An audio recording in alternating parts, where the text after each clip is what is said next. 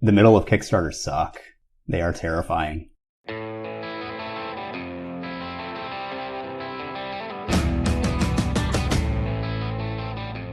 Hello, and welcome to this episode of the Alien Familiar RPG Podcast. I am Clayton. I'm Jordan. And before we get started, you can find show notes and more at alienfamiliar.com. You can email us at alienfamiliarmedia@gmail.com. We are on Facebook at facebook.com/alienfamiliarmedia. And if you would like to help us out with supporting this show, you can do so at patreon.com/alienfamiliarmedia. And if you enjoy our content and would like to help us out with hosting costs, any help you would be able to give us would be greatly appreciated. Thank you very much for joining us. Today, we have a special guest joining us. Special guest, who are you? So, my name is Daniel Warmke. I am currently running a Kickstarter for a very odd little RPG called Cartomancy. Well, thank you very much for reaching out and getting into contact with me so that we can talk about this game. You sent us a little bit of material about it, a link to the Kickstarter and a link to your games page, smokeandmirrorsgames.com. That's where people can find you. And then if you go to Kickstarter, you can search for Cartomancy. And right now the Kickstarter is ongoing, as of the time we are recording this and whenever the episode comes out. As of the recording time, you're over 90% of the way to your goal. Just since this morning, whenever I last looked at it, between when I first got up this morning and then right before the podcast, you had picked up a couple of other backers. So it is definitely growing and inching toward toward your goal. Yep, but these are the painful inches. So when you launch a Kickstarter, as long as you've done your homework right, then you can go zooming through the first chunk of money, and you get elated and you start going, oh, this is going to be like one of those $250,000 projects that like everyone is going to be talking about when you go to Origins next year. And then, suddenly reality kicks in and you realize that everyone that you had already directly talked to over the last year has backed. And then you have this slow, painful process of really getting where you're going. So this is the dark middle of the Kickstarter process, but I am excited. We should cross the finish line probably tomorrow, maybe the next day, depending on how the backers look. So this game that you are promoting, or that you're kickstarting, is Cartomancy. What kind of a game is Cartomancy? So it's a role-playing game, but it's an odd role-playing game. Let me do like a little history lesson, right? So I grew up playing RPGs in the late 80s, 90s, and I was in a very like simulationist world back then, where everything was about these like hyper-realistic systems, or maybe just hyper-accurate to whatever it is that they were trying to represent. And that was cool. Like, I played a lot of Twilight 2000 and even things like Cyberpunk 2020, where you have different hit locations and all of these different rules on exactly simulating the difference in between a 9mm parabellum round and a 10mm, and it's just obsessive detail, and that's cool. I bought all those source books, don't get me wrong. Then later in the 2000s, I got into indie games, stuff like Fiasco, Dogs in the Vineyard, all that kind of stuff, and they're great. And they completely ignore all that simulation stuff. That they just care about the narrative and telling a story that's this very particular type of story that the rules only support doing that. That you can't do anything with Fiasco except for making a comedy of errors where people do terrible things. That's what it does. But I felt like there's like a third part of the triangle that's kind of being missing. I wanted to really lean into the game mechanics itself. I wanted to make a fun game on the table, And I wanted to make it really abstract so that whatever story you want to tell, you can just kind of layer on top of it. And so I made a system where I don't care whether in the narrative world that you're in, you're using a disintegration beam, a bow and arrow, or a shotgun. They all have the same rules. You're just striking someone else. In fact, the main attack mechanics, it doesn't even have to be a attack per se. You know, this could be a rap battle. And you're just simulating like the popularity of the other guy going down. So I wanted to make something that you can tell basically any kind of story you ever want to tell. With one proviso, you've got to have a big conflict involved. This is not a system of subtlety, right? Like, if you want to tell a very gentle, slow kind of narrative story and deeply explore things, then there's other systems I can recommend to you. But this is about big action, big changes. The different characters will have vastly different capabilities and powers. Cause that's what I like. I get really bored of a D&D group where everybody has like 2 points of different, attack bonuses. I want things that feel completely different. So it sounds like this is definitely a generic type of system designed to do a lot of different genres. Yep. Yeah, that is correct. So packaged in, we have a faux medieval setting, and we also have a Space Marshals, which is golden age science fiction, ray guns, bug-eyed monsters, you know, the kind of science fiction that almost more exists in the popular imagination than anything that people were actually writing in the 30s. But both of those have suggestions after them for how you can reskin those as totally different settings. And you could use the adventures presented to be superhero adventures or whatever it is that you want.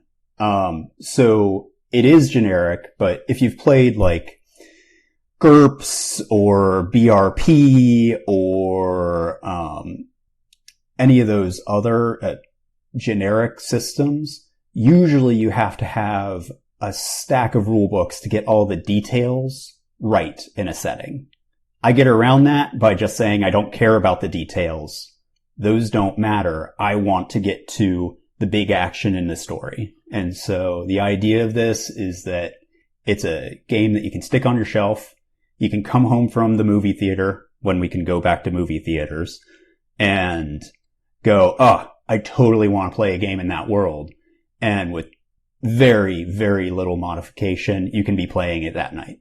So it sounds like it's designed to do like wild concepts pretty easily. What about like a more mundane type of game idea where like you're playing just normal people who are put into like just doing some sort of relatively normal thing, like playing police officers doing an investigation of a crime or something like that. Does the system handle that?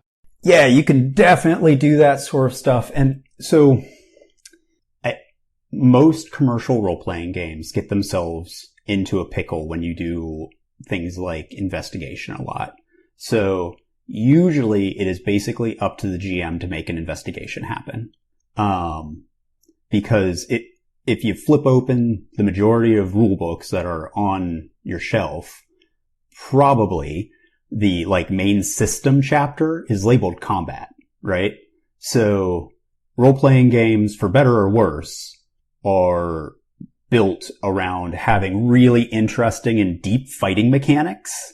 But then when you get outside of that fighting kind of realm, then maybe you have like, okay, you can roll a skill check or whatever. But even within the same campaign, you can switch things. So you can use the same rules for that you would use in, so you're playing some cops and you have, let's put them in a couple of scenarios. So they're on the street and they have a classic like burglary black ski mask sort of thing, classic cop action sort of stuff. And that's resolved like a regular combat in this system. So then later you also have a session where you do community outreach sorts of stuff, and you actually have to like talk to the locals and change people's minds. You can use those same mechanics in you reaching out to that other person and building a dialogue. Then you are investigating a crime scene in the next session, and you can build it so that finding a clue is an obstacle using similar rules that you would have for any of the other things. And so all you have to do is learn that basic core of rules, and then it's very easy to simulate whatever it is that you want to have happen. But again, if you're looking for a system where, let's say you're cops, you want to have one guy who is, slightly smaller, slightly smarter. He got like one more degree than the other guy and, paid a little more attention in school. And then the other guy is like a slightly better shot. This system will not do that. For that, you want a system that's willing to deal with, one guy having a +2 and another guy having a +3. This only deals in big picture. So what does the core mechanic look like then? Like, walk us through here. Let's say I've got a character who's mad at Clayton's character and I decide I want to punch him in the face. What do Clayton and I have there at the table as far as cards in hand? And we haven't even got into what like a character sheet or whatever it might look like. But how do we resolve that one like very basic, kind of conflict? So let's assume that you and Clayton both have 0 powers. You are like as vanilla as this system produces. So you will both have a number of cards in your hand is basically like your one core stat if there's no powers involved. And so a 7-card draw is normal for most games. So in that case, you would have a 7-card hand. And in this very boring scenario, because there's not the powers and the complexities to make things more spicy, then you would simply play a card out of your hand as a strike, and then Clayton would have the opportunity to play any spade out of his hand to defend with. If the defender has equal or better on his card, then it blocks. Hit points are very low numbers. This isn't a, 30th level D&D game or late stage Final Fantasy where you have, 600 or 6,000 hit points over a person. The basic starting is just like 3. So it's 3 hits, you're out. And that might not be death. That might be whatever the narrative tells you would happen. Mm-hmm. So obviously this wouldn't be a lot of fun. So almost everybody is going to have some powers. So basically you reduce your hand size by 1 and then you have a power. These are all, like I was saying before, pretty big things. And so they would let you radically alter the play. So you can have a multi-attack that would let you hit many low-powered enemies at once, or a summon ability that would create that where basically you would put a card of the appropriate suit, in this case diamonds, down on the table, and that is your summoned creature, which could also be the ability of a cop to call for backup or to rally members of a crowd to your cause or whatever. And then that diamond is able to act independently each round. So you layer up all of these different powers and you start interacting with each other, and you get some emergent gameplay in how all of these things bounce off of each other. But at its core, this is the type of game that you give a couple of 8-year-olds a pack of cards, they'll invent, let's pull cards off the top and see which one is higher, right? Mm-hmm. It is very easy to describe that core to people, and they get it. And can I get a little PhD student on you? Go for it.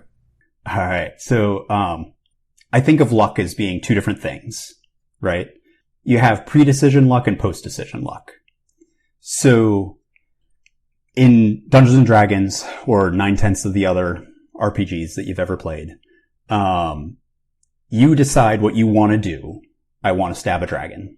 And then you roll the die. And it says, you did it! You didn't do it. And that's cool. Obviously, I've enjoyed rolling a lot of dice. But I don't really make decisions in a lot of these games in a lot of encounters. Like, I know perfectly well that my barbarian is going to use his two-handed sword. Like, if you're playing a wizard, then you have to, like, balance which spell you're going to cast. But basically, you know what's going on. You're going to walk up. You're going to say that you attack. You don't have a decision. The only decision is made by the tiny piece of plastic that rules your destiny. But cards are different because they're pre-decisional. At least if you have a hand of cards. Obviously, you can just use cards as a substitute for dice, but that's silly. I don't like doing that. So if you have a hand of cards in front of you, it's spreading out 5, 7, however many different possibilities of what you can do. So say you have 2 or 3 different powers for 2 or 3 different suits. You're looking at your cards. You're going, okay, well, I could use this power to do this cool thing, except I could just use it for a strike. Maybe it's more valuable to just attack with it. Ooh, I've got a big spade in my hand, and I could hit the big bad guy with that, and we don't have a lot of cards that can, but spades are the only things that defend, and so do I want to waste it on that attack? I think I want to survive this thing. So you get into interesting decisions, and to me, that's what I like about games is, Sid Meier defines games sort of tongue-in-cheek as a series of interesting decisions. And there's something to that, that I like having a little bit of that destiny in my hands that I can make those decisions. Mm-hmm. So broadly speaking, sounds like each of the 4 suits represent sort of categories of types of actions that you might be taking. What do each of those look like? What are your 4 broad decision paths when you're looking at the 4 suits? So spades are the big, truly different one, that they just defend. There are no powers tied to spades. Then hearts are defensive, healing in nature. It's your white magic from Magic the Gathering kind of stuff, These are ways to help out your party often. Clubs are offense powers. They often have the ability to hit multiple targets at a time, to do more damage than you would be able to normally, that sort of stuff. And then diamonds is where all the weird stuff lives. So all the stuff that has truly game-breaking, like, you did what? kind of applications, that all gets moved over into diamonds. So that's like where summon and that kind of stuff is. So often, like, if you're playing in that medieval kind of world, often people who want to play something wizardish end up with a diamond power or 2. But think about when you draw cards into your hand, you could pick 3 different hearts powers and be like maximum healer all the time. Cool. Except what if you don't draw some hearts, right? So, it encourages characters to have abilities outside of a small core zone. Also, I should mention powers in general. This is a game of exceptions, but in general, powers are, use pip cards. So 2 through 10 to make them go, where the face cards are more powerful for strikes. So I did that because there's a beautiful bit of psychology with it, that you draw a hand of cards and you will almost always be happy with the options that it gave you. That if you have an ace, you're super pumped that you have one of the most powerful strikes in the deck. But if you have a 10, you're delighted that it's one of the most powerful, power using cards in the deck. And so there's kind of two lumps of your excitement. And so drawing 5 cards, you're going to get some good stuff out of that. Mm-hmm. But it might not be the stuff you really need at this moment, which adds some stress. It makes everybody look at you and say, hey, you're the party healer. Can you fix this? And you're like, no. Is the rate of card expenditure and replenishment like 1 for 1 every turn, or how's that work? Wonderful question. So one of the biggest, like, strategic and the most gamey layer of all of this. So you do not draw cards in this system except at the beginning of the conflict. And so what happens is every time you use a ability on a obstacle is what we refer to any bad guy or other, antagonist element as, every time you use a card against them, that card goes into a kitty behind them. And so that will build up and up and up, especially if it's a very powerful opponent that maybe you've had to do a whole bunch of stuff against. Then once you defeat that opponent, those cards go to the person who strikes that killing blow for them to redistribute. And there's rules about everybody has to get an equal, except obviously where it can't be equal. And so that leads to an interesting strategic and social layer of, I got all these cards. Our characters are getting that, like, excitement of, okay, guys, we beat one. Now we can take out the other. And that's your in-universe why this is happening, is it's the turning tide of battle of you getting this one victory, and that's going to propel you towards more victories. But the player then is looking at this hand of cards and going, man, I want that king. I really want that king. That king could keep me alive. Now, I know it would be more useful if I gave it to this other person at the table, but what have they done for me lately? And so you get some interesting things from redistributing those. But, you know, it means that your card selection is getting poorer and poorer often as you're going, as some cards aren't going to be taken back up each turn. Like ones used as defense don't go into a kitty.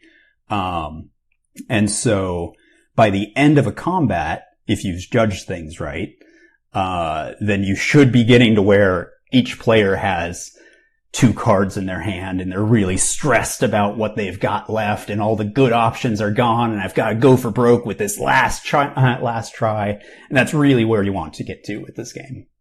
Surely that doesn't also encompass how the DM or dealer or whatever the word is, how their card economy works, right? No, so DMs break rules. That's, yeah. You know, we are somewhat more explicit about that than a lot of systems where, you know, D&D wants you to use these creatures at this challenge rating and here are the exact rules of how that's going to work. But, we've got some wonkier things. So let's start. So you could have an opponent or a obstacle that's a handed obstacle. So they have a hand of cards just like you do, or the player characters do. And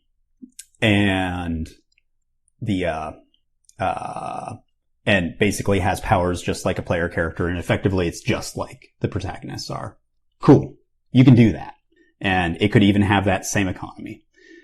But more commonly, you will either have simpler things. So face value obstacles are kind of like our disposable mooks of the system, where you simply deal cards. You might have a pre-built structure of what values you're using, or it might just be dealt off the top of the deck.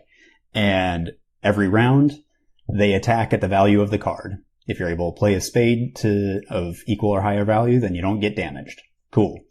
Attacking them, you need to have a card of a strike of equal or higher value. By the way, in case you haven't picked up, everything is generally resolved in protagonist's favor. And so if you're defending, you can defend with a card of equal value. If you're attacking, you can attack with a card of equal value. But that means that those are super simple. You can just kind of mow through those guys. You just need to have a card of higher value to knock them out. Maybe they've got a couple of extra hit points. Maybe they do 2 hit points of damage when they attack. Maybe they have some other little rules like that. But basically, they are incredibly simple little bits of system.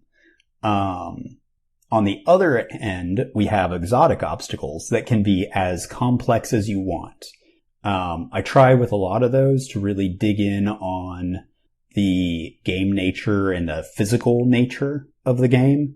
And so, for example, we commonly use chasms and rivers and that sort of thing to split up a tabletop.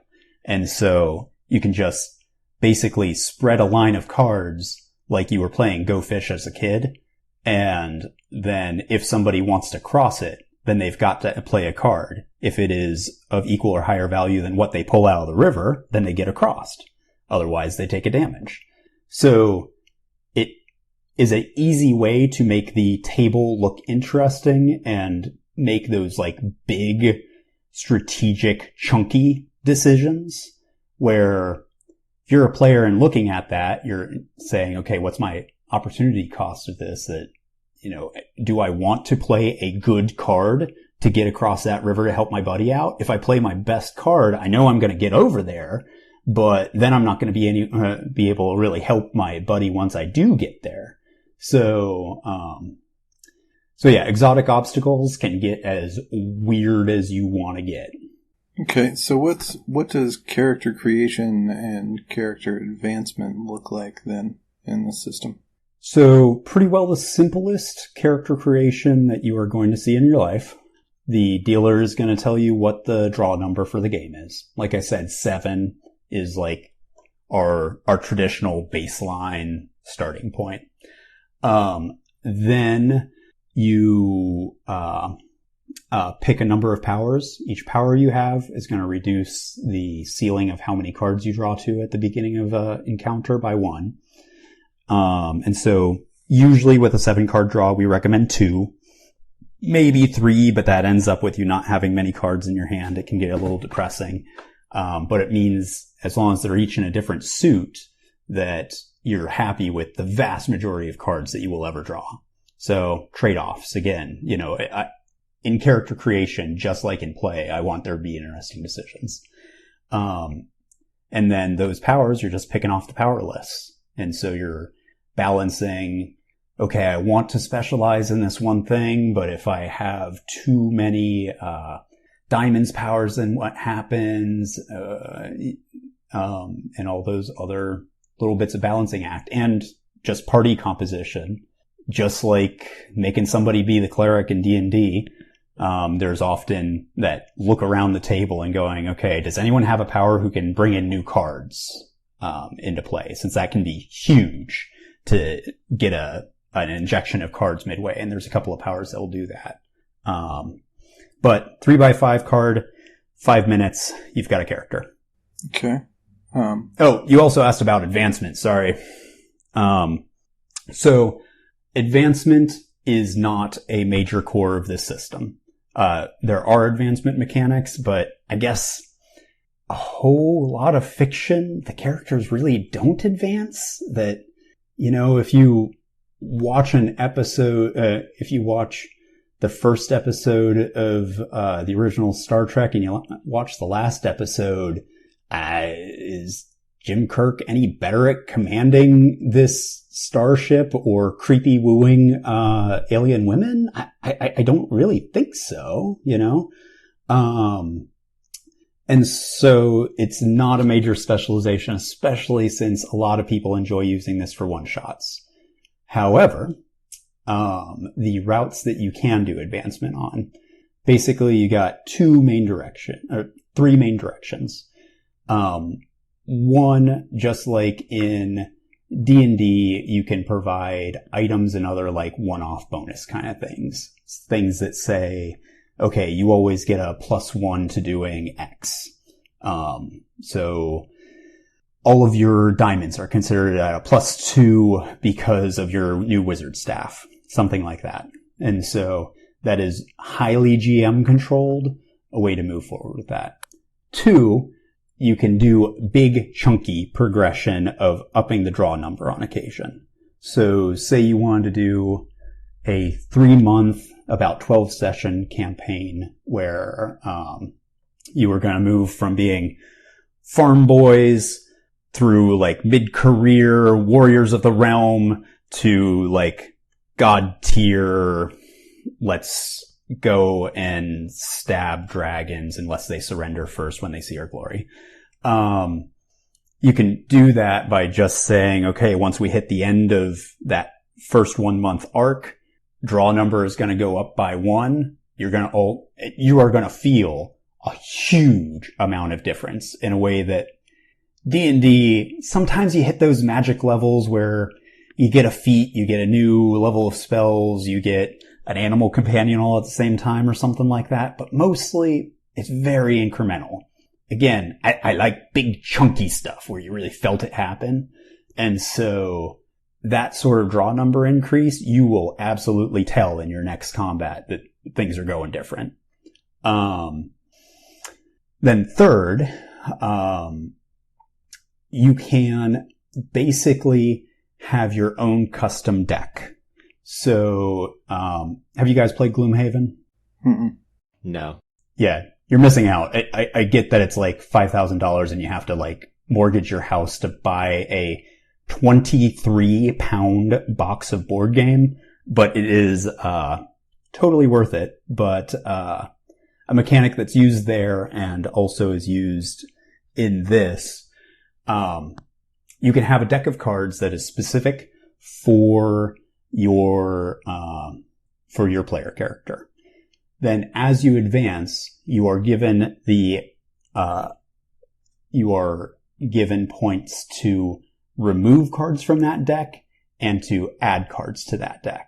So imagine having 2 identical decks, one of which you are actually playing with, and kind of a cost table of, all right, after the session, the GM tells me that I've leveled once.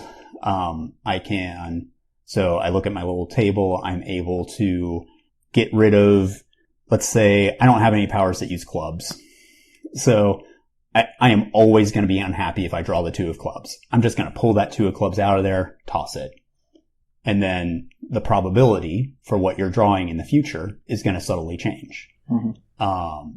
And then you can also say, all right, well, I love getting diamonds, especially high diamonds. I'm going to spend the points to stick a 10 of diamonds into this deck. So I've got 2 10s of diamonds in there.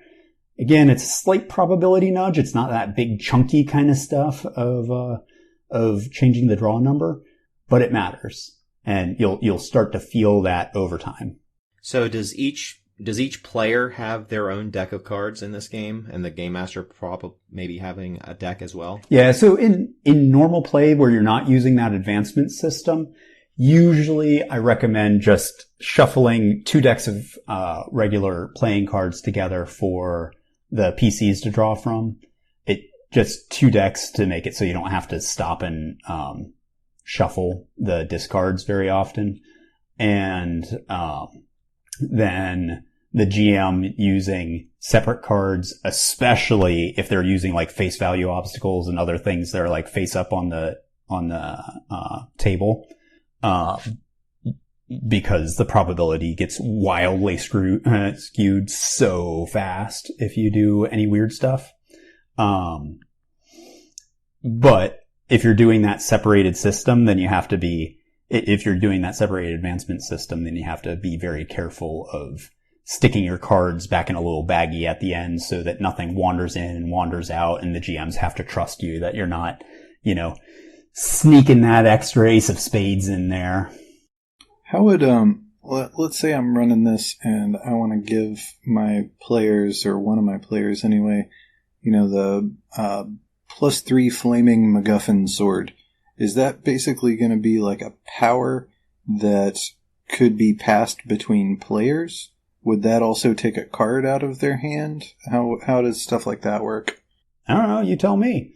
It depends on how you want it to feel. Like, so, when the Lady of the Lake gives a sword to King Arthur, it's not a pass it around magic item. Like, you, Arthur, have this, and so it can just be a, hey, you got a new power. Where, if you want to encourage something where it is something that they pass it around, cool, you can do that. I once did a game where one of the characters was an item, that there was one of the protagonists who was a sword that could play his own cards in support of that protagonist's action, and so they worked together to achieve their goals. So, again, the sort of thing that you can do with a system that's really excited about the big weird stuff. Which I guess I should also mention in that, so game balance. So I played a lot of like second edition D&D is really like that is my place of power, what I think of everything else as being a variation of in role-playing games. And that was a wildly unbalanced system. That it thought it was kind of balanced, but there was weird stuff that would happen, and suddenly you've got a 20th level dart specialist who is doing 1,000 damage from throwing little metal nails at people. And I am okay with a little bit of the system going wonky and not fighting to make sure that everyone is exactly equal. Since I'll guarantee you in actual gameplay, everybody has their own roles they will end up playing, as long as they're not totally screwing this thing up, that they're all going to feel valuable. But everyone is so different that there's really just no comparing characters to characters. And so that's one reason why we can be so loose with so many rules and just say, I don't know, give it to him, give it, make it a power, or make it an extra card that gets put into your hand, or make it whatever. Because with things being big and weird like this, there's not that same base of comparison where you have the mini-maxer sitting at the D&D table going, oh, well, you've got a +9 and I only have a +7. Grr. You just don't get into a lot of that with this game. So, like in this game, if we were playing the Avengers, there wouldn't be a problem if I was playing Thor, God of Thunder, and Jordan was playing Hawkeye with the bow and arrow. There wouldn't be an in-story disparity between just what we would be able to do to influence the story. Correct. So, you always have like, how you talk about these things in your narrative might matter. And, I'm always one for making fun of Hawkeye, but, you can have it built where you're going to have totally different abilities so say, here's something we've seen before. So like, your Hawkeye has a ability where he, can multi-attack a whole bunch of targets. Well, multi-attack, like most powers, only uses pip cards. So if there's a bunch of face value enemies attacking you, he might be able to mow through waves of the low value enemies by just throwing a club or two out. And that's cool. That's totally Hawkeye just blasting his way through people with his infinite quiver of arrows. Where Thor might have chosen powers where he gets one really strong attack. And so he shows up and Led Zeppelin starts playing and he just crushes somebody with a hammer, right? So everybody's useful, but you can make characters that feel very different. How long does a typical combat take if, standard D&D scenario, 4 to 6 players with whatever they've got and, roughly equivalent number of orcs or something. Real world time, how long does it take for this system to crunch through that? Fair question. When I was playtesting, I should have stopwatched people. So I will tell you, we often want to go with 45 minutes. It clicks along. There's no math to do. And so, a distressing amount of my gaming time over the last couple of decades has been calculating hit bonuses or, just the stupid stuff of maintaining, how many hit points a large creature has. That takes some real time and brain power. My kids think that I am a crazy wizard, that I am able to do 3-digit subtraction in my head by glancing at it. It's you don't kill a greater worm overnight. You gotta be able to crunch this math, right? And all that stuff takes time and takes brain power and takes you out of the game. And so really encounters are pretty short. And in fact, I have never heard it voiced as a criticism, but it's something that you might be critical of is often play sessions go pretty quick once you know how you're playing. And so you might tell your whole story and have 4 satisfying encounters in a night and it be done before you would have gotten your normal D&D game done, just because you're not stopping for, okay, so you're playing D&D, you have a big encounter at the beginning, halfway through somebody levels, you take an hour while that dude is looking through and picking feats and, optimizing, well, maybe I want to apply that, prestige class this level, or is it next level? And there's just a lot of bookkeeping in these games. Even stuff like, okay, we stop at an inn. How many hit points do we heal again? Okay, well, it's your level times what? Well, I'm also doing this. Okay. Did you make your herbalism roll? We don't do that. We're just, all right, cool. You won, so everyone is fine. Let's go to the next encounter, unless there's a reason to retain damage in between. Let's go to the next encounter and let's get the hammer and the bow out and start, beating up Loki. So how many different, since it sounds like powers is the core thing, the core customization of this system, how many of those are in the core book that you're publishing? Fair question. There's not a ton of them because they're all meant to be very broad and cover a huge amount of different narrative zone. And so if you've got heal, if you've got heal and you're in a medieval setting, maybe you're, a herbalist and you're able to have people drink your concoction and they're healed, or maybe you're, divinely inspired and you can lay on hands and light shines from the heavens or whatever. So, there's not, again, that fine variation where, if you look at feats lists in D&D, there's 40 of them that can be boiled down into smacks good. Mm-hmm. And so I want to say probably 5 or 6 per suit. And so probably only 15, 20. Okay. But that's still enough where everyone at a 5-person game has unique abilities that you're not going to see. And again, game balance isn't the same overriding priority. So make your own. If somebody shows up with something that isn't covered by what's written, and then tell me so I can put it in future updates. So what all is in the book, the core rule book?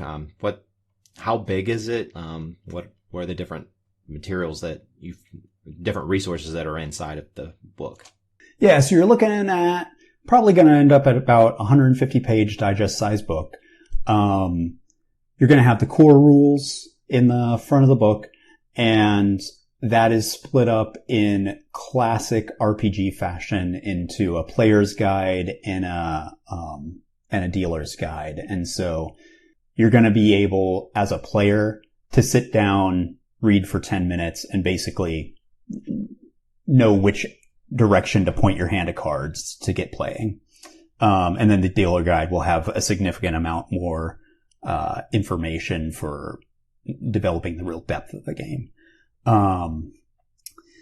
Then you are also going to have a number of other scenario packs. So each of these play sets will have, you can look at them right now.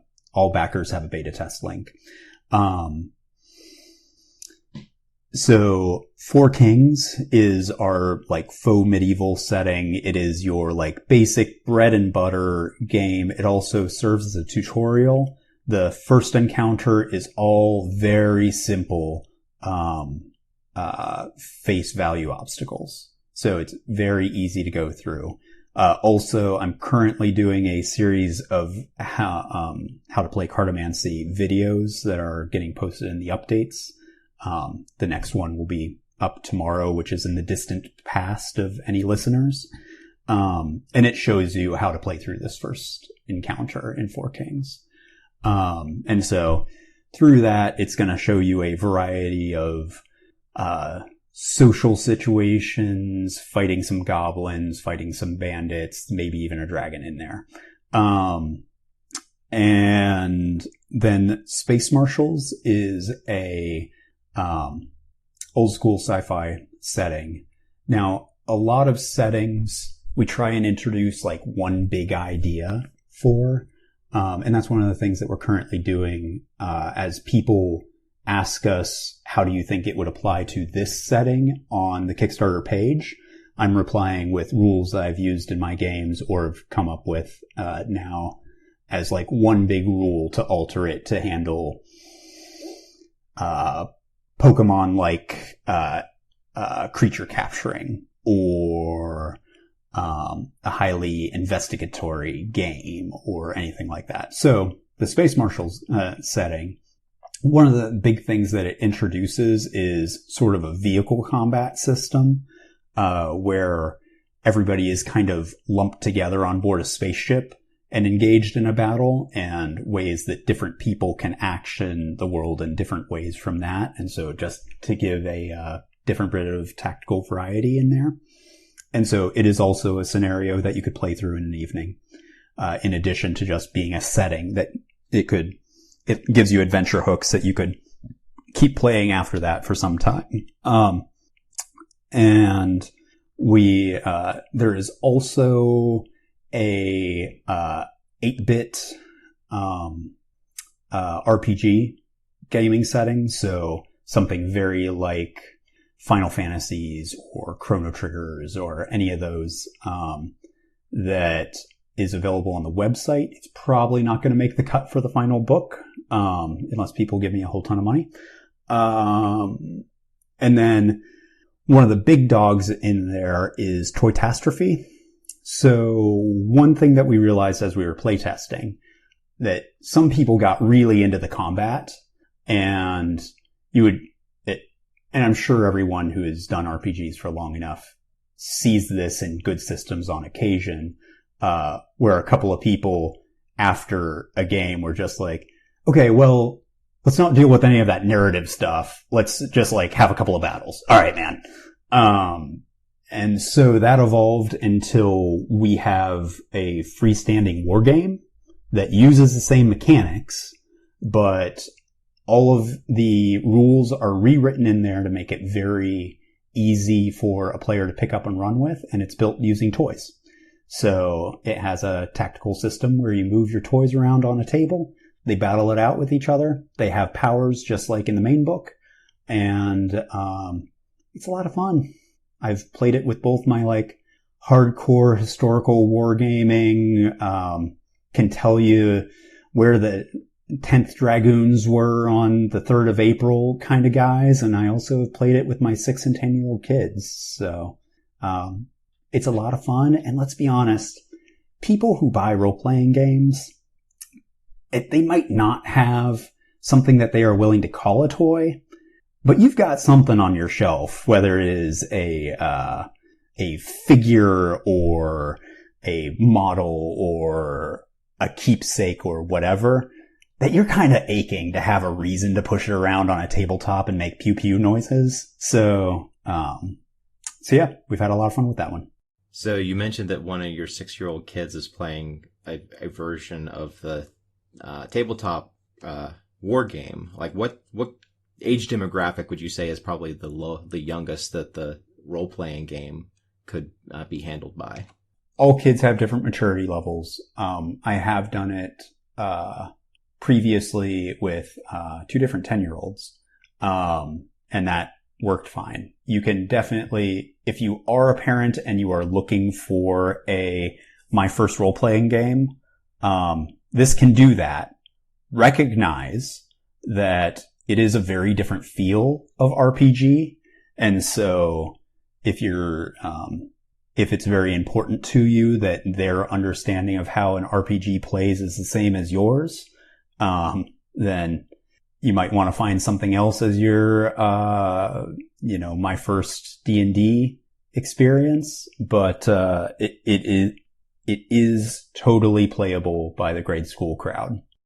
Jordan, do you have any more questions just about the game and the system? No, I don't think I have any more questions about the game.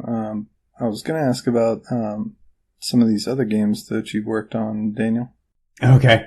Well, many of them, yeah. Let's talk about it. It's a long story filled with sighs. Do what now? Don't worry about it. Ask your questions. Okay, I was just going to ask, what are these other games that you've worked on? Yeah, so I'm a person so I think I was halfway through college and then realized that everyone else I knew didn't have notebooks full of like game mechanics and probability tables and, different settings and that kind of stuff. So I am someone who has always made games. The question is the publishing games part, because that is somewhat more challenging. Mm-hmm. So I'll tell you my first big game project, which saw, little, outside viewers, was in, I think 2003-ish. I got really excited to write a D20, supplement, a D20 setting, since it was back in the heady days of the open gaming license. And so I made a game called Ascension. It was a D&D setting, where it was a open ocean world ruled by dragon. It had a lot of Polynesian, Greek island state and other like maritime culture going into it. There was a lot of like death and rebirth stuff. I was getting a degree in classics and world religions at the time, and so I was all in on that kind of stuff at the moment. Got the art done, got the layout done, and I got deployed. And so I'm a National Guardsman. I was then, and I still am. And so as soon as I had gotten everything together and I was looking into how to actually publish this sucker, I got the order and I had to go overseas. Cool. That's fine. I'll deal with it when I come back. And so in the time that I was deployed, the open gaming license got completely rewritten so that there were whole chunks of it that I would have to reword things, and certain concepts were suddenly off limits that had been in play. And so basically when I came back, that book never actually saw light of day. Then a few years later, I worked on Flying Saucer Blues, which was a playset for Fiasco. That went out. A lot of people enjoyed it. So basically it was, have you guys ever played Fiasco? Yep. Okay, cool. So that one, it should still be available on, Drive-Thru RPG. But it's a setting full of, crazy sci-fi happenings. So it's alien abduction stuff, all of that. Has a lovely technobabble chapter that I very much enjoyed writing. And, Fiasco playsets are what they are. It's floated around on the internet, for a while. Then, let's see, a couple of years, so then a couple of years ago, I came back to OU after having long since completed my bachelor's, to get a master's degree in game development. So officially I was in, a media studies master's program. And so halfway through that, I started a big project to, measure people's feelings towards the complexity of games. So this stems from, I also do tabletop war game stuff, and I am constantly looking at rules where I know that there is a mathematically simpler way to resolve what we are doing. But most tabletop war games will have you rolling tons of dice over and over and over to try and resolve how many of your little plastic men get removed from the board. And I went, okay, are these guys bad at math? Is that why they're making these convoluted systems? Or is there something in people, or at least in gamers, that makes us want to have a more complicated resolution mechanic? Cool. So, turns out I'm a social scientist. I have the tools to check that. So, I did a control experiment, and this is the long way of getting around to my next game, using a game called Robot Smash that I designed, that is a very simple board game. I will tell you, you guys as gamers, once you play this 2 or 3 times, you will recognize like optimal strategies in it, and this is not meant to be what you're taking to gaming night every week. But what it is a simple game that's very easy to manipulate the rules so that you can see if things change. So how that was built is there was one system where, people rolled, 1 die, and that would tell you whether you blew up the other robot or not.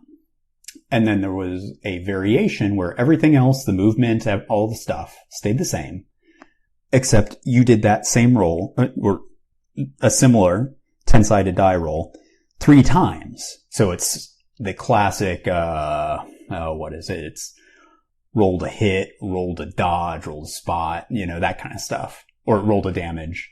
And I wanted to see the players so you play either one first, then you take a survey saying how much you liked it, and would people like the one who, that was, more complicated more? So the answer, like in much science, is yes, people did end up liking the, more complicated one more, but not by a statistically significant, margin. So data inconclusive, more research needed, all those usual things. But I did find a lot of the results from that interesting. So then after that, I've spread around that rule set to other researchers, so that they can all, have it to alter. Because something that I realized very quickly in this program, most people who study games are not game designers. And it is kind of shocking how bad some of these comparisons that they'll make are. So there's a famous research study that I won't cite here, but on video game violence, and they had one group of people play basically like Pilot Wings. It was a video game with two controllers. You just kind of drift your glider left or right. And another group of people play a first-person shooter with WASD controls and all that kind of stuff. And then at the end of play, they gave both of them a test to see how stressed they are. And shockingly, the people playing the first-person shooter were like, oh yeah, I'm totally stressed. A lot of these people don't even play video games. Like, they're random whoever you got out of a freshman psych class. And they're like, what? How do I do this? I'm so confused. And so obviously confounding factors are way more important. And so, so I thought that this would be an interesting tool that people can use, that researchers can use to, implement their own rules and see.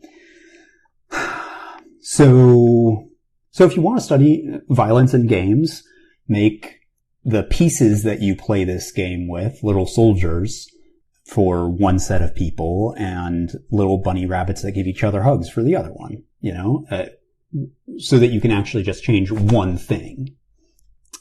So there was that. And that more or less brings us up to date. So I'm in a PhD program now. I've graduated with that master's. And that project ended up being my thesis. And yeah, now I'm mostly moved on from doing the complexity of games studies, and I am mostly dealing with emergence now. I'm curious about this complexity concept when it comes to games. How would you quantify or score two different game systems? Like, my background's in computer science, so I'm thinking about the big O notation for algorithms and things like that. Are you looking at a fairly analog point of comparison, if you're looking at, say, 5th edition versus 3rd edition, or, some wildly different thing, World of Darkness or something? Like, how do you do an apples to apples comparison between two RPG systems? You do it very carefully. So there's, a lot of different ways to do this. And so I've got, I wrote 30 pages, I think, in my thesis on how you can define complexity. And so there are a lot of computer science and AI ways to think about complexity, including solved games. So obviously, tic-tac-toe is a less complicated game than chess, because every 10-year-old on the planet has solved tic-tac-toe that they are able to play optimally. Where chess is still like an AI battleground, of getting that perfect algorithm where no move could be made more perfectly. So there's ways to think like that, except then you end up with okay, cool, I just need to build a artificial intelligence that plays 5 different editions of Dungeons and Dragons. That sounds easy.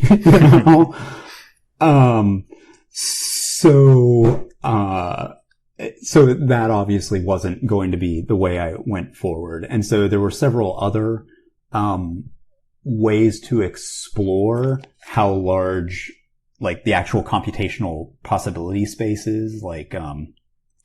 So getting back to tic-tac-toe, one of my favorite things ever.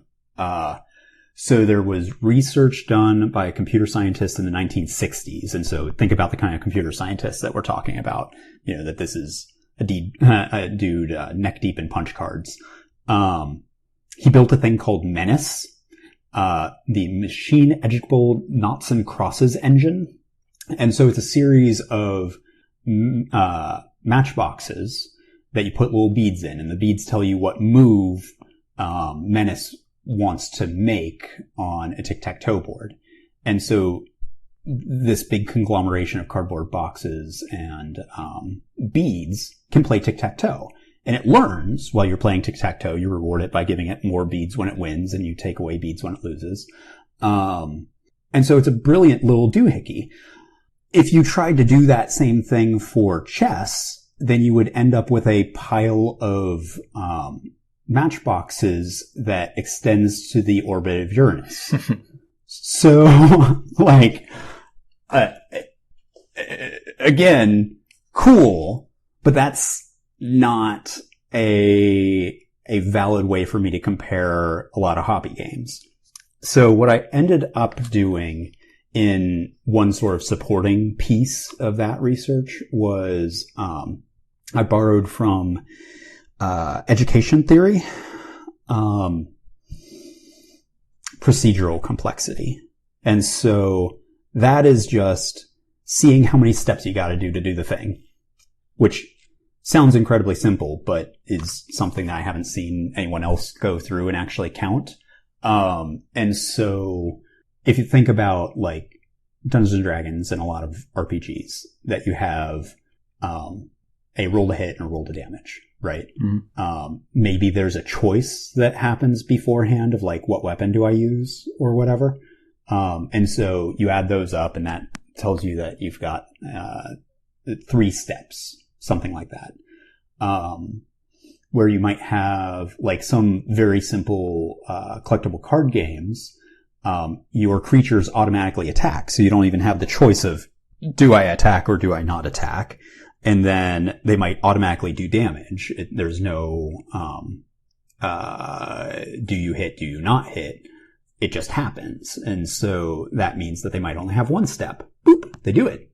And then again, comparing with some of these big old cardboard chit war games where you have to do like 6 things that you have to roll to spot and you have to, you get special rerolls for this scenario or that scenario and you hit, but did you injure them? Well, you injured them, but did their medic save them? That kind of stuff. You can get up to like 6 or 7 steps. So that was one interesting way. So, it's been 2 years. I no longer have the chart for that like memorized, but I, did write up the, some of the top selling, hobby games. I did that procedure on their rules and figure out how many steps it would take. And then plotted that against their BCG rankings. And so interesting. I believe that one did show more complicated is better in this case, but we're talking about the board game geek audience. And so mm-hmm. of course they rated Yu-Gi-Oh badly, Mm-hmm. So I wouldn't, take that one to the bank. Which in your opinion is more, which do you think that people would prefer if you had to do a trade-off in game design between having more complex procedures to, whatever action you might do versus having a broader menu of options for the player to choose from, independent of the resolution of those different options? Like, is analysis paralysis more of a turnoff, or is, going through this long list of steps more of a turnoff, in your opinion? So again, my research did not find that having a long list of steps was a detriment to people. It might even be something that people like. And my theory for why they might is that it builds anticipation. It mm-hmm. makes it feel like much more of an event once you do actually land. And everybody's felt that, right? Like, okay, I need to roll this crazy number to be able to hit the dragon. Oh my god, I hit him. Okay, now I need to roll at least 8 damage on a 12-sided die. Can I do it? You feel that slope, right?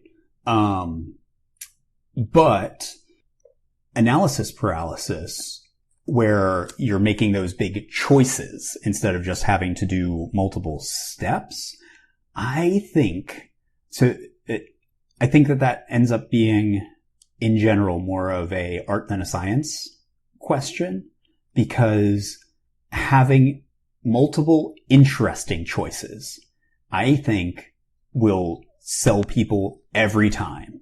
What they don't like is having multiple choices that you can't really see the differences in the outcome. Mm-hmm. So, for example, if you've got two weapons on your character and one of them you roll a d20 and one of them you roll two d10s, it's like, okay, well, I can see that the floor on the d10s is a 2 and that's better than a 1, I guess. And, you know, the average, you're making a bell curve with the two d10s. And so, you know, you're more likely to get a medium-ish outcome, but maybe the monster only dies if I roll like a 17, 18, 19. That's a lot more likely if I roll the d20. So you just kind of like, stall out in a miasma of kind of like doing math that doesn't matter that much. And so I think that makes people sad. I also think that dilemmas where you're choosing between two bad choices are awesome for drama. You know, that's like when you're writing a screenplay, you want to do that to your characters, you know, and maybe big narrative stuff.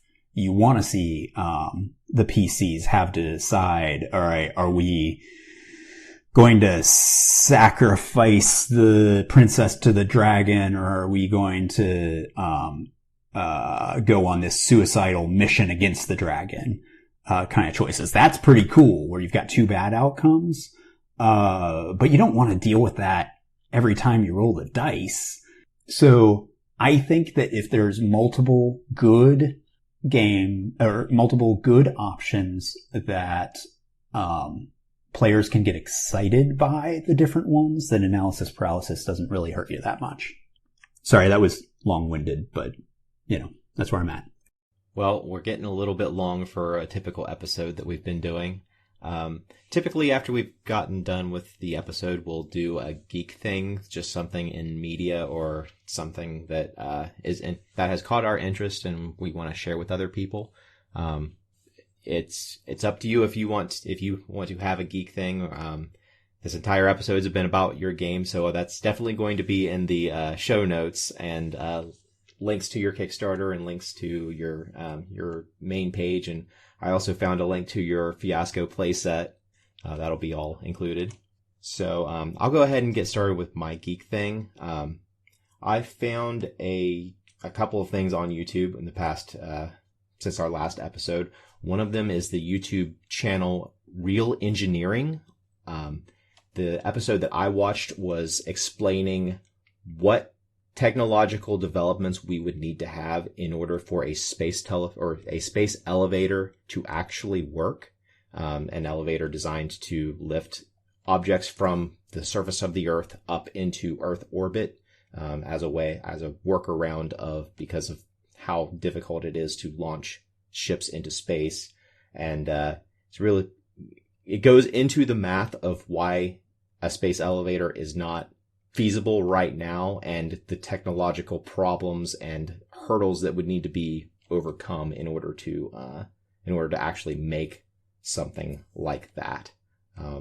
I would recommend anybody who's interested in engineering and science to check out this channel. It's not just space related stuff, but space related stuff has a lot of really interesting engineering difficulties that take up a large portion of the channel.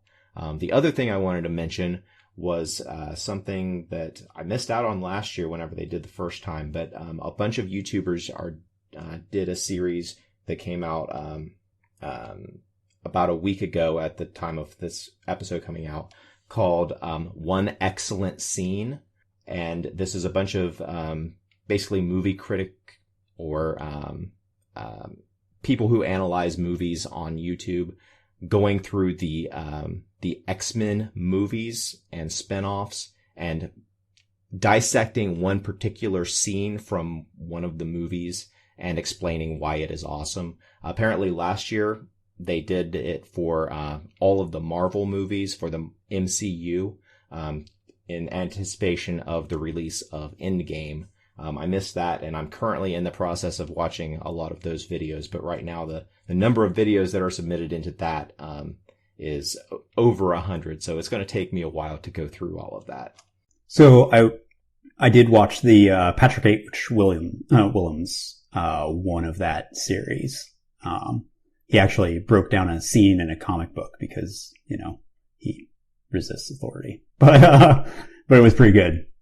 I don't think I have anything for geek things, Clayton. I haven't done anything new in a while. I thought you were required to have something for geek things. No. Isn't that like the rules? All right. No, pretty sure this is a volunteer work here. Daniel, do you have anything? Yeah, so I guess I'll plug some other little indie RPG work. So I feel like the majority of RPGs that get bought mostly are there to be read and to be enjoyed and thought about. And, I know that there's a whole lot of RPG books that get bought and nobody ever actually ends up playing them. Having said that, I am decidedly sad when I get Kickstarter books or whatever delivered now that I don't have a physical gaming group that I can actually play them with. And so right now I've been looking at my copy of Clink, which is a it's like a Weird West game where all of the conflict resolution is done by flipping a coin. And it has some really interesting concepts in it. And it's by David Sheridan, who I've followed his stuff for years. And so I got this, delivered maybe a year ago, and I kept going, all right, well, next week I'm totally going to play that game. And then, finally the pandemic has happened and now it's staring at me. I desperately want to get this thing out and play it, but I'm going to have to wait to being able to have people over to actually do this thing. So that might be slightly a downer for a geek thing, but I will say Clink by David Sheridan definitely looks like it's going to be a lot of fun as soon as I can actually play it. Awesome. Daniel, thank you very much for being on here with us. I hope hope by the time this episode comes out, you don't need any additional people to help back your Kickstarter. Don't listen to him. I always need more people. All right, guys, what do you say we stop this bullshit and start rolling some dice? Don't you mean draw cards? Deal the cards, man. Let's go.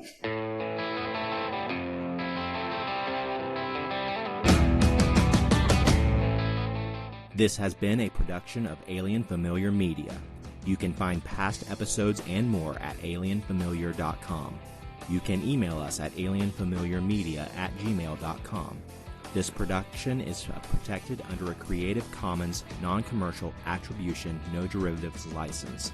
Music for this episode is Suburban Outlaw by Forget the Whale and can be found at freemusicarchive.org.